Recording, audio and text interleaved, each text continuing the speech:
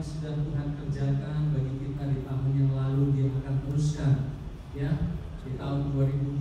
Yang percaya katakan amin. Amin. Iya, luar biasa. Saudara, selamat memasuki tahun 2023.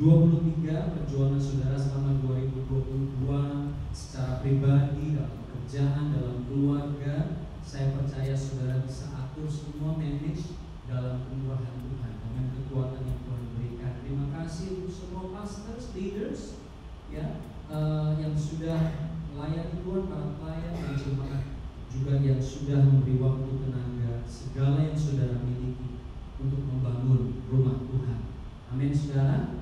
Nah, hari pertama ini tanggal 1 Januari 2023 kita mau dengar apa yang Tuhan mengajarkan kepada setiap kita dalam menghadapi tekanan dan persoalan hidup. Karena tekanan dan persoalan hidup itu tidak perlu diundang, tidak perlu invitation, akan datang di dalam hidup saudara. Betul saudara?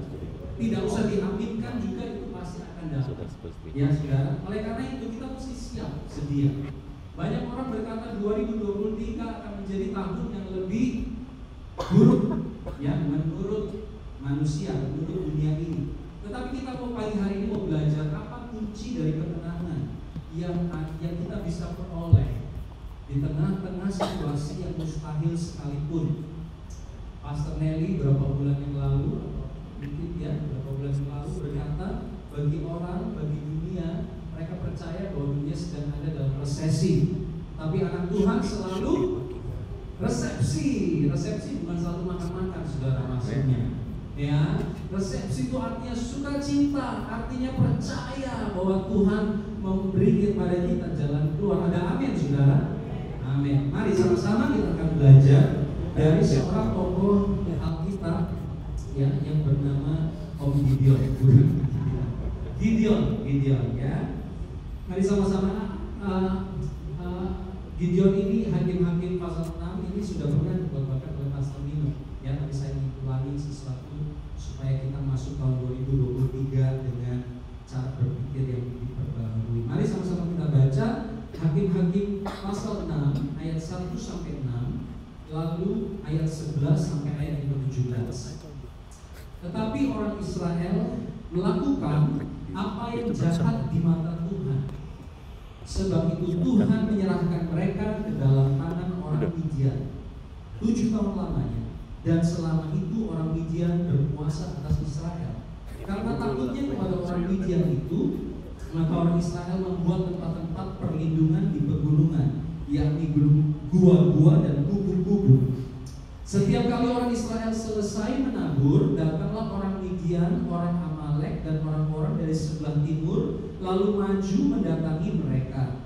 Berkemahlah orang-orang itu di daerah mereka dan memusnahkan hasil tanah sampai ke dekat Gaza, dan tidak meninggalkan bahan makanan apapun di Israel. Juga domba atau lembu atau keledai pun tidak. Sebab orang-orang itu datang maju dengan ternaknya dan kemahnya, dan datangnya itu berbanyak-banyak seperti belalang. Orang-orangnya dan unta-untanya tidak terhitung banyaknya, sekaliannya datang ke negeri itu untuk memusnahkannya. Sehingga orang Israel menjadi sangat melarat oleh perbuatan orang Midian itu. Lalu berserulah orang Israel kepada Tuhan. Ayat 11. Kemudian datanglah malaikat Tuhan dan duduk di bawah pohon terbanting di Ofra kepunyaan Yoas, orang Abiezer itu. Sedang Gideon anaknya mengirik gandum dalam tempat pemerasan anggur agar tersembunyi bagi orang Midian. 12. Malaikat Tuhan menampakkan diri kepadanya dan berfirman kepadanya demikian. Tuhan menyertai engkau, ya pahlawan yang gagah berani. Jawab Gideon kepadanya, Tuanku, jika Tuhan menyertai kami, mengapa semuanya ini menimpa kami?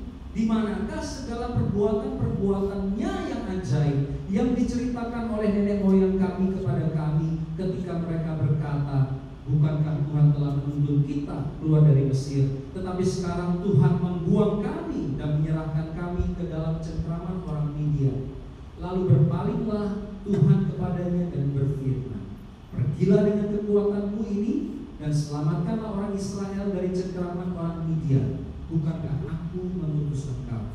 Tetapi jawabnya kepadanya, jawab Gideon kepada malaikat Tuhan, Tuhanku, dengan apakah akan kuselamatkan orang Israel? Ketahuilah, kaumku adalah yang paling kecil di antara suku Manasye, dan aku pun seorang yang paling muda di antara kaum keluargaku.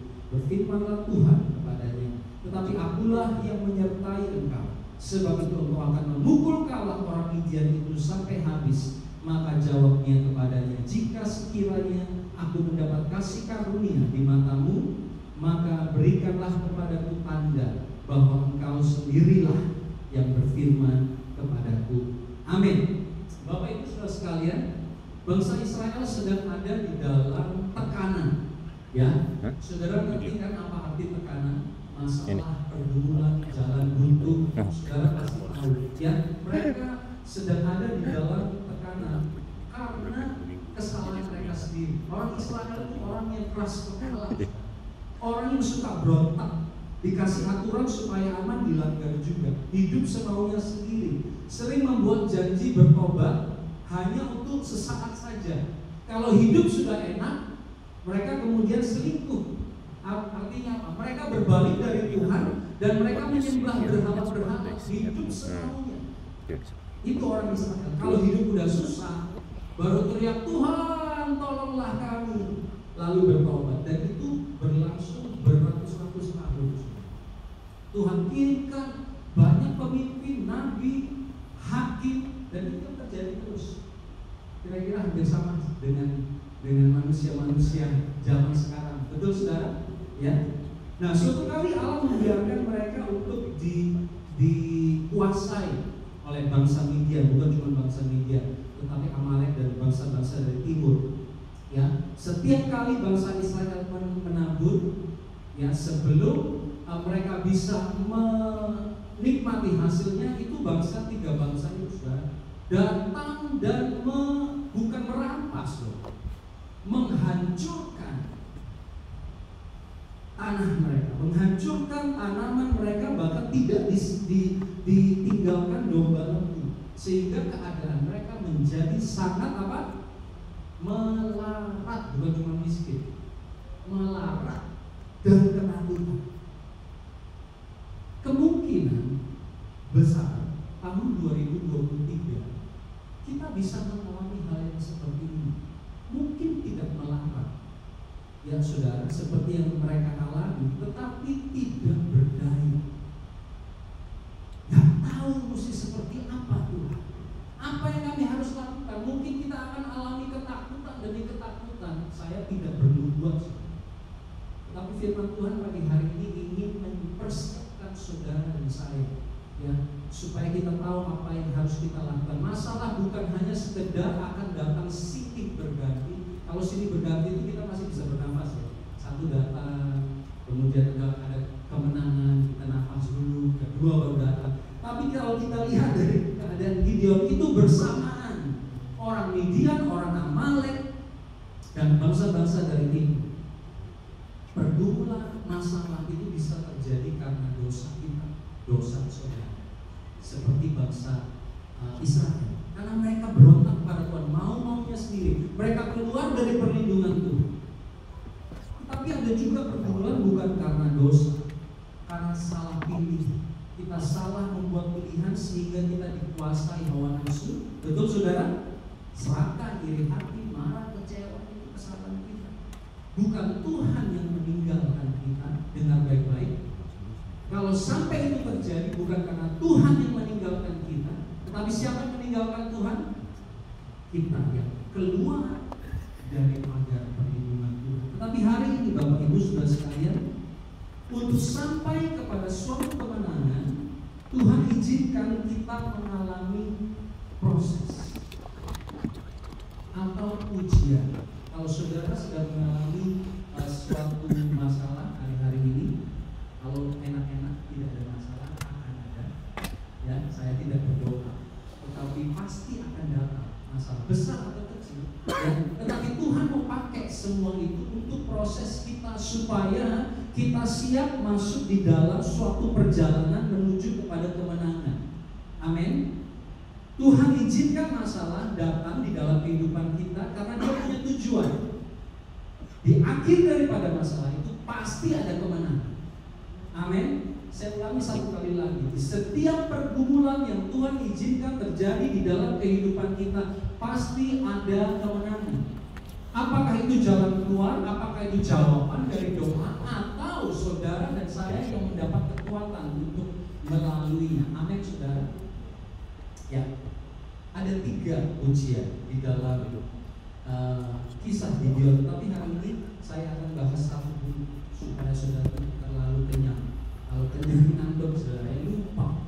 Ya, saya suka yang sedikit-sedikit supaya saudara ingat. Yang pertama, ujian pertama yang dialami oleh Gideon, yang Tuhan izinkan Gideon alami adalah nomor 1, tes identitas atau ujian identitas. Apa identitas, Bapak Ibu Saudara sekalian? Saudara tahu KTP atau license? Itu ID, identitas. Identitas adalah penilaian terhadap diri sendiri atau cara saudara melihat diri saudara. Satu kali lagi saya ulangi. Identitas adalah penilaian terhadap diri sendiri. Saya ini begini, saya ini begini. Atau cara kita melihat diri sendiri. Ya, saudara, ngerti maksud saya? Ya. Seringkali atau pada umumnya identitas kita itu dibentuk dari perkataan orang atau perlakuan orang kepada kita. Identitas kita, cara kita menilai diri sendiri seringkali dibentuk dari perkataan orang lain. Makanya kita seringkali takut, nanti orang bilang apa ya? Betul nggak? Atau dari perlakuan orang lain. Kalau saudara punya anak atau saudara pernah alami perkataan atau perlakuan yang positif akan membentuk identitas yang positif. Sebaliknya perkataan atau perlakuan yang negatif akan menghasilkan identitas yang negatif. Kalau seseorang sering dibully, saudara, ya, selalu menerima sesuatu yang negatif, perkataan yang negatif, perlakuan yang negatif, itu akan membentuk suatu identitas yang merusak. Betul? Ya. Sebaliknya anak yang sering menerima perlakuan atau perkataan yang membangun, dia akan terbentuk identitas yang positif, menghasilkan emosi dan perilaku yang sehat. Ya, itu namanya identitas. Nah, kita akan lihat dari mana Gideon tahu identitasnya. Dia mendengarkan apa kata orang, dia melihat perlakuan orang lain terhadap kaum dan keluarganya. Ini yang membentuk identitas. Kalau kita kembali ke ayat 13, ya, dia berkata seperti ini. Di manakah segala perbuatan-perbuatannya yang ajaib yang diceritakan? Ceritakan. Makanya hati-hati dengan gosip. Hati-hati dengan WA. Karena cerita-cerita itu bisa membentuk identitas kita. Australia akan parah. Pekerjaan akan parah. Nah, udah masuk. Aku tidak bisa apa-apa. Tidak berdaya. Itu identitas loh, saudara. Amin? Ya. Teruskan, oleh nenek moyang kami diceritakan turun-temurun oleh nenek moyang kami ketika mereka berkata, bukankah Tuhan telah menuntun kita keluar dari Mesir, tetapi sekarang Tuhan membuang kami. Membuang kami. Itu kata-kata yang dia dengar selama bertahun-tahun. Dan menyerahkan kami ke dalam cengkeraman orang Midian. Dengar terus. Atau perlakuan keluarganya yang selalu, kamu mah anak paling kecil. Kamu mah bontot gak ngerti apa-apa, sana main. Kakak-kakakmu aja yang harus berunding memutuskan kepentingan keluarga. Itu perlakuan membentuk satu identitas. Aku gak bisa apa-apa. Kalau aku ngomong orang gak akan ngerti, gak akan terima. Itu identitas, saudara. Ya. Nah, sebelum Gideon diutus untuk memenangkan pertempuran, Tuhan ingin pastikan, Gideon, kamu melihat dirimu sendiri seperti apa? Ya, pada waktu Tuhan berkata, aku menyertai engkau, hai pahlawan yang gagah berani. Jawaban Gideon apa? Apa dia setuju dengan Tuhan? No. Katanya engkau berserta dengan kami. Mana buktinya keadaan kami seperti ini? Itu identitas dia loh saudara. Padahal Tuhan melihat dia, kamu pahlawan yang gagah berani. Yang kedua Tuhan berkata, pergilah dengan kekuatanmu. Tuhan enggak membesar-besarkan kelemahan Gideon. Dia langsung kedua kali dia ngomong, Tuhan berkata, pergilah dengan kekuatanmu. Kamu bisa, kamu mampu memenangkan pertempuran. Gideon bilang apa?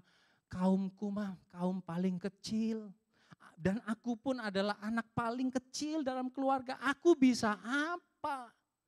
Itu identitas Gideon. Saudara bisa relate?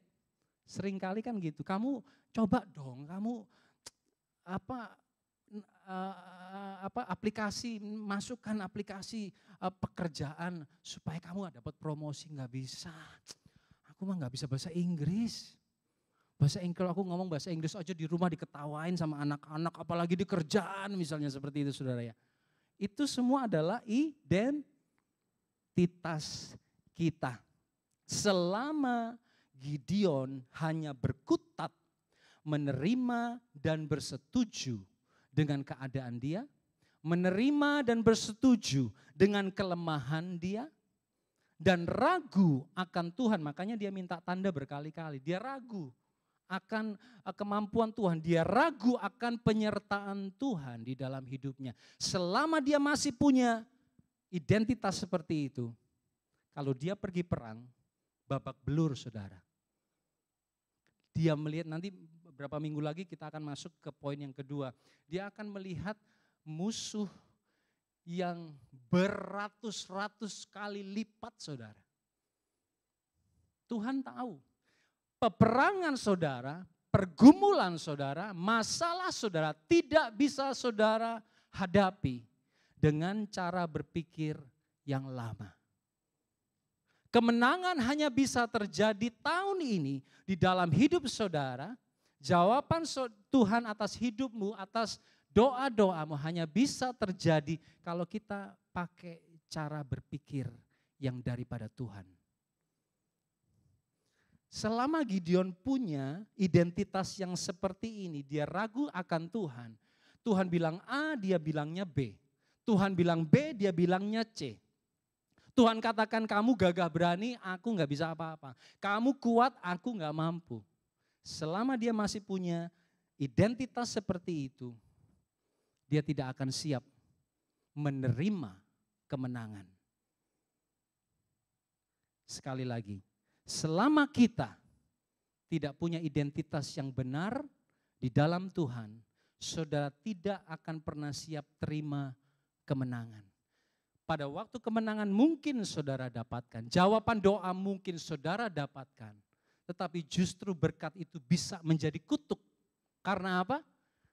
Karena cara berpikir kita masih cara berpikir yang lama. Begitu banyak orang belum maju perang sudah kalah. Karena apa? Musuh terbesar setiap kita itu apa? Apa saudara? Diri kita sendiri. Kita mau taat firman Tuhan, tetapi diri kita sendiri kita bilang kepada diri sendiri, itu terlalu susah, terlalu fanatik orang Kristen, betul? Enggak, aku enggak mau yang terlalu fanatik. Ya enggak maju-maju saudara. Aku rindu melayani Tuhan, tetapi saudara bilang kepada diri saudara sendiri, aku enggak punya kemampuan. Ya enggak bisa. Janji Tuhan luar biasa di dalam hidup saudara, firman Tuhan katakan. Tetapi janji Tuhan tidak pernah kita dapatkan, tidak pernah terjadi di dalam hidup kita. Kalau cara berpikir kita masih cara berpikir yang lama. Amin saudara? Masih bingung. Tuhan mau kita bebas dari identitas yang lama. Janji Tuhan hanya bisa saudara dapatkan kalau kita punya cara berpikir yang baru. Contohnya Gideon. Gideon gak akan siap saudara masuk dalam peperangan. Kalau cara berpikirnya, aduh aku kecil, aku gak bisa, aku gak mampu. Begitu lawan musuhnya teriak, wah dia udah masuk ke gua perlindungan. Karena gak punya mental pemenang itu. Ya, Allah ingin kita mengalami rencananya. Allah ingin punya rancangan yang baik di dalam kehidupan kita. Tapi seringkali yang menjadi kendala adalah identitas kita. Ya, saudara, saya kasih contoh. Ini contohnya dadakan, baru kemarin. Oke. Seringkali identitas kita seperti ini, saudara. Apa ini? Keras-keras kalau saudara bisa baca. Apa? 1, 2, 3. Kurang keras? Ya.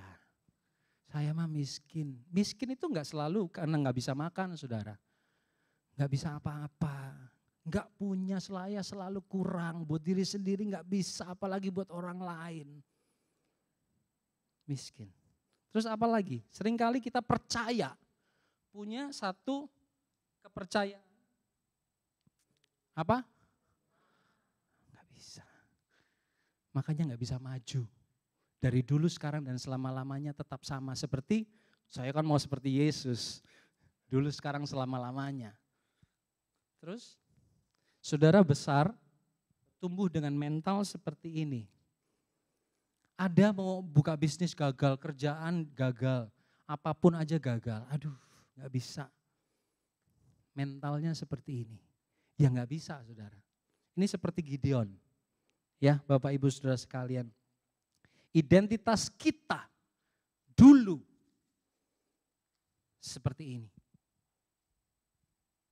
Tapi di dalam Yesus, dia menjadi miskin. Supaya apa? Ya. Supaya kita menjadi kaya. Kaya ini bukan berarti selalu kaya materi, saudara. Satu kali anak-anak saya dari sekolah, kebetulan mereka sekolah di sekolah Kristen, mereka cerita tentang teman-temannya. Wah, my friends are rich, daddy. Yang kecil juga, my friends are rich, daddy. Gini, wow. And then kemudian mereka tanya, daddy, are we poor? No, we are not. Saya bilang, we are not poor. We are blessed. What does it mean by blessed? We are enough and we can bless other people. Amin, saudara. Kita cukup, bahkan lebih dari cukup. Bahkan ada sisa yang kita tidak pakai. Betul, saudara, di rumah berapa banyak sisa? Baju, makanan, expired, gak kepake. Angkat tangan yang seperti itu, saya juga. Kita cukup, tetapi kita bisa menjadi berkat. Itu namanya kaya. Ada orang kaya yang mentalnya miskin. Seperti apa? Enggak cukup aja, kerja terus kumpulin duit karena apa? Takut nanti kalau sakit enggak ada uang. Betulan pada waktu sakit uangnya habis buat pengobatan. Karena enggak cukup, merasa enggak cukup. Di dalam Tuhan, dia menjadi lemah supaya kita kuat. Di dalam Yesus, dia mati. Sepertinya konyol kematiannya, betul, disalib, katanya Tuhan, katanya Raja. Kok konyol begini? Tetapi supaya kita menjadi pemenang. Ini seharusnya identitas kita. Katakan amin. Ya, saudara. Yusuf, Musa, Abraham, semua tokoh Alkitab mengalami ujian identitas sebelum janji Tuhan menjadi nyata dalam hidup mereka. Yusuf diberi mimpi, betul? Saudara, apa artinya mimpi? Mimpi itu artinya Yusuf, kamu akan menjadi seperti ini. Itu identitas yang Tuhan berikan. Betul, saudara? Kamu akan menjadi raja, kamu akan menjadi besar, kamu akan dihormati. Dan Yusuf terima itu mentah-mentah sampai saudaranya pada sebel. Benar enggak, saudara? Karena dia terlalu percaya akan identitas yang Tuhan berikan sehingga orang lain merasa dia ini aneh.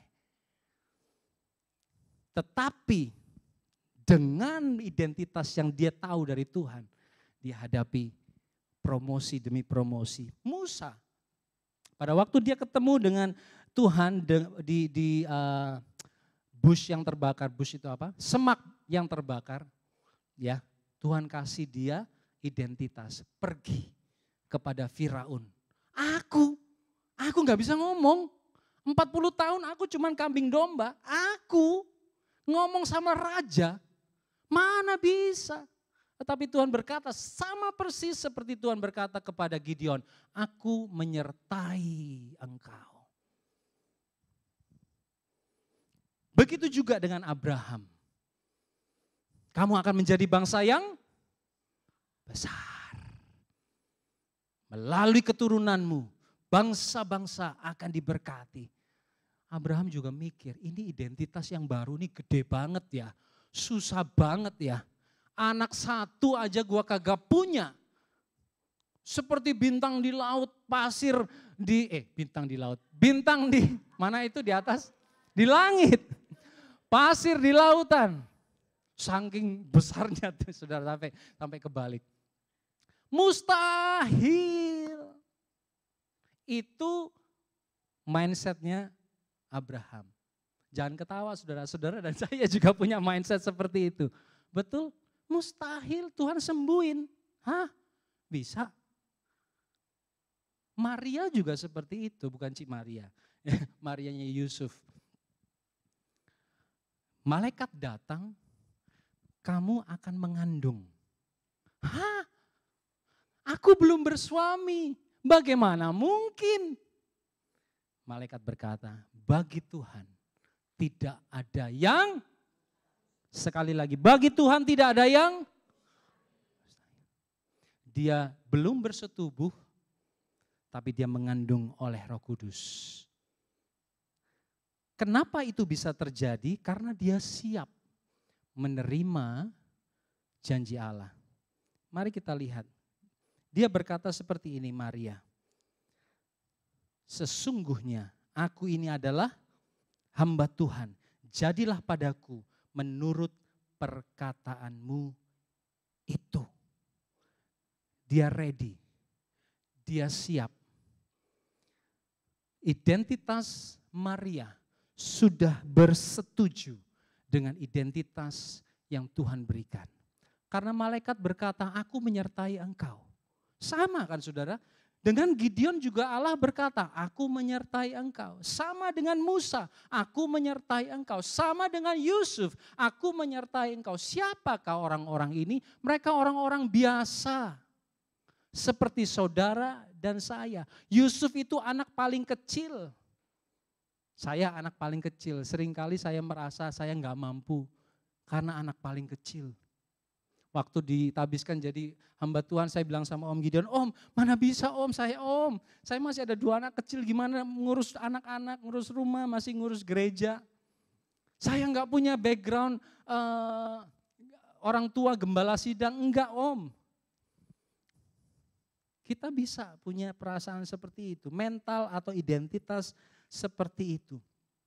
Tetapi kalau kita dengar, Tuhan berkata, aku menyertai engkau. Aku menyertai engkau. Perkataan yang sama yang Allah katakan kepada Yusuf, kepada Maria, kepada Abraham, kepada Musa. 2000-3000 tahun yang lalu. Dia tetap katakan kepada saudara dan saya. Aku menyertai engkau. Oleh karena itu, identitas kita ada di dalam penyertaan Tuhan. Siapa saudara? Saya adalah orang yang disertai oleh Tuhan. Sama-sama katakan, 1, 2, 3. Saya adalah orang yang disertai oleh Tuhan. Apakah saudara lemah? Apakah saudara bukan orang kaya? Atau saudara bukan orang yang terlalu pintar? Tidak jadi masalah. Karena Tuhan menyertai. Lihat Yusuf saudara. Karena Tuhan menyertai dia.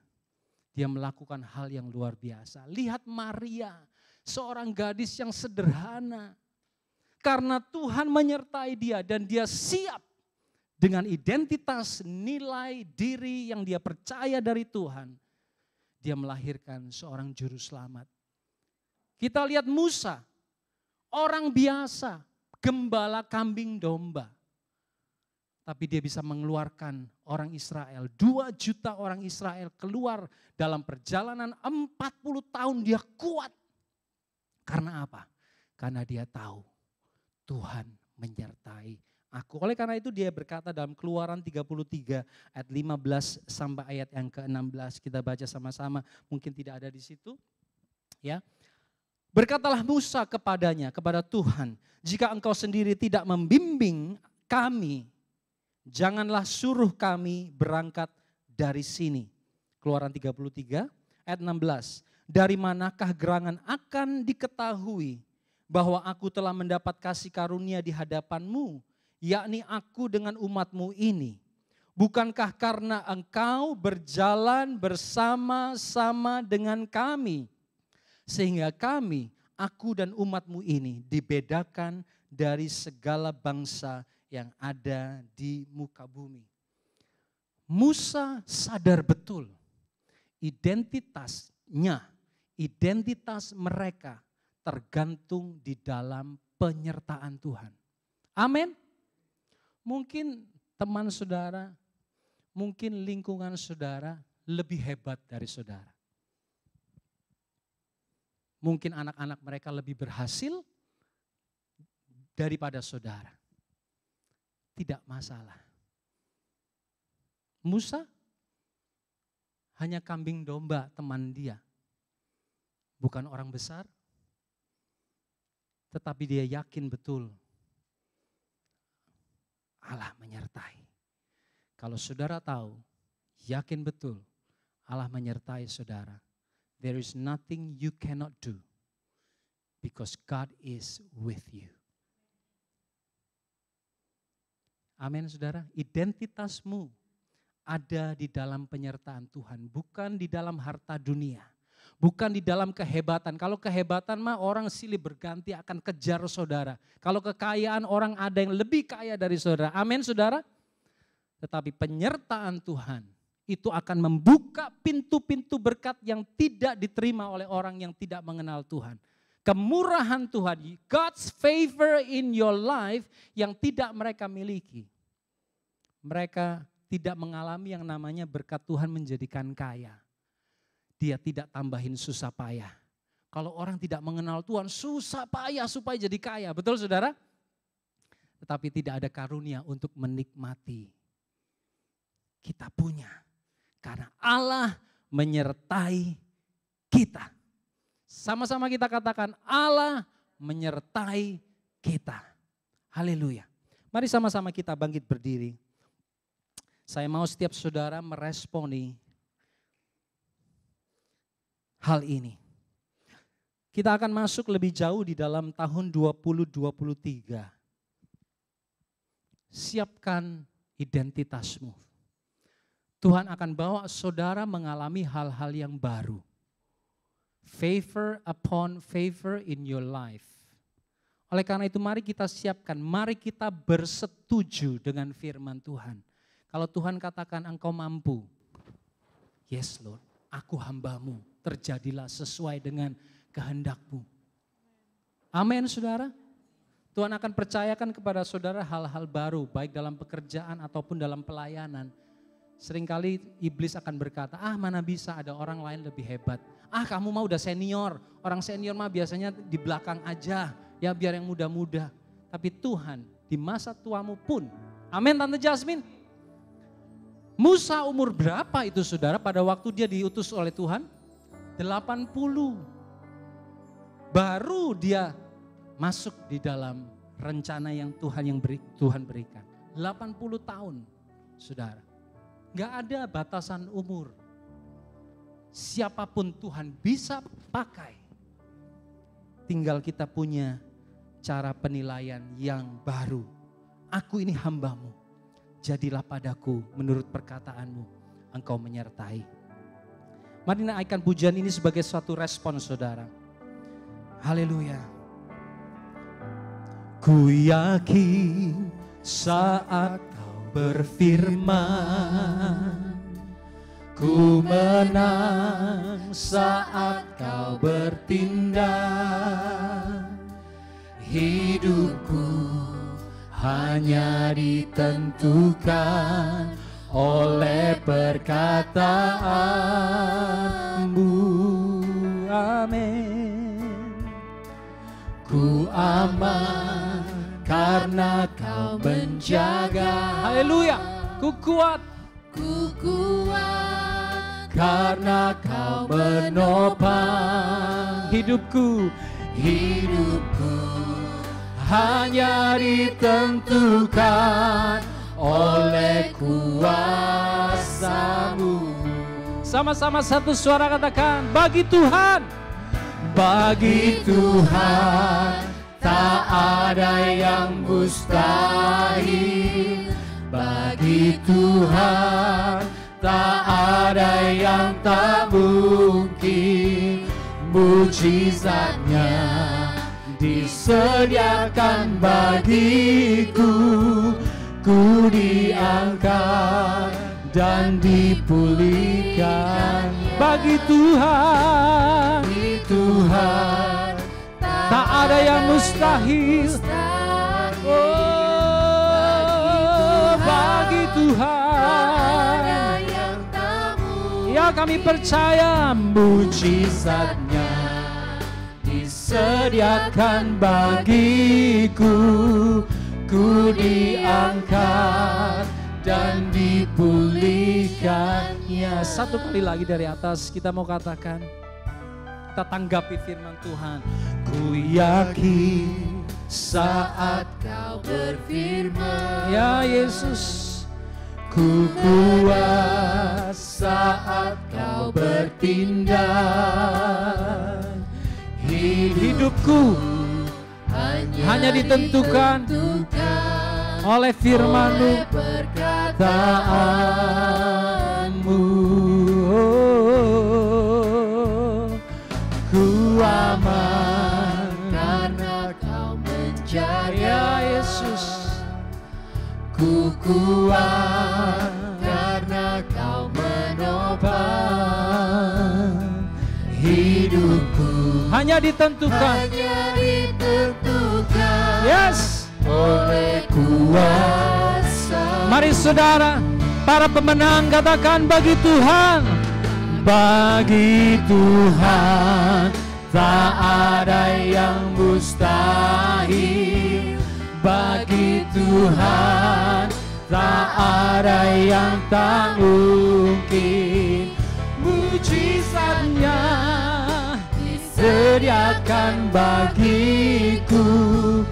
Ku diangkat dan dipulihkan. Jemaat saja katakan, bagi Tuhan tak ada yang mustahil. Amin. Bagi Tuhan tak ada yang tak mungkin. Yes.